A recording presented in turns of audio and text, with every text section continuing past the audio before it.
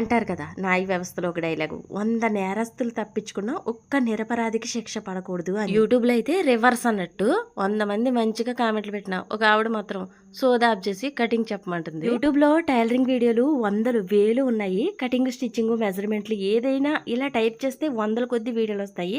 అంతెందుకు నా ఛానల్లోనే కోకళ్ళు ఉన్నాయి. అయితే ఎందుకు మనలో చాలా మంది ఇంకా నేర్చుకోలేకపోతున్నారు? ఎందుకు కొందరు మధ్యలోనే వదిలేస్తున్నారు? ఎందుకు మన దగ్గర ఉన్న టాలెంట్ ను కుట్టకుండా సైడ్ పెట్టేస్తున్నారు? ఇక్కడ అసలు సమస్య కటింగ్ కాదు, మైండ్ సెట్. ఎస్, వీడియోలు చూడడం సులువు, కానీ కొనసాగించడం, పట్టుదల, క్రమశిక్షణ అదే కష్టం. అందుకే నేను మొదట మోటివేషన్ చెప్తూ కొనసాగిస్తాను. ఈ ఛానల్ కేవలం కటింగ్ చూపే ఛానలే కాదు, మీరు మళ్ళీ లేచి మళ్ళీ పట్టుదలతో మళ్ళీ మీ టాలెంట్ మీద నమ్మకం పెట్టుకునేలా చేసే ఛానల్. సిస్టర్, కటింగ్ నేర్పడం నాకు 1 నిమిషం పని, కానీ మీరు వదలకుండా నేర్చేలా చేయడమే అదే నా నిజమైన పని. టైలరింగ్ అనేది ఒక కళ. ఆ కళను నేర్చుకోవాలంటే మనసు పెట్టాలి, ఉత్సాహం రావాలి, పట్టుదల పుట్టాలి. వెంటనే నేర్చుకోవడం కాదు, నేర్చుకున్న టాలెంట్ ని జీవితం మొత్తానికి నిలబెట్టుకోవడమే ముఖ్యం. అందుకే నేను మీలో ఉన్న భయం తీసి ధైర్యం పెడుతున్నాను, సంకోచాలను తొలగించి నమ్మకం పెడుతున్నాను సిస్టర్. సో టాలెంట్ ఉన్నా మోటివేషన్ లేకపోతే ఆ టాలెంట్ కి వెలిగే లేదు. టైలరింగ్ నేర్పడం నేను ఆపను, మోటివేషన్ కూడా ఆపను. ఈ రెండు కలిపి మాత్రమే మార్పు వస్తుంది.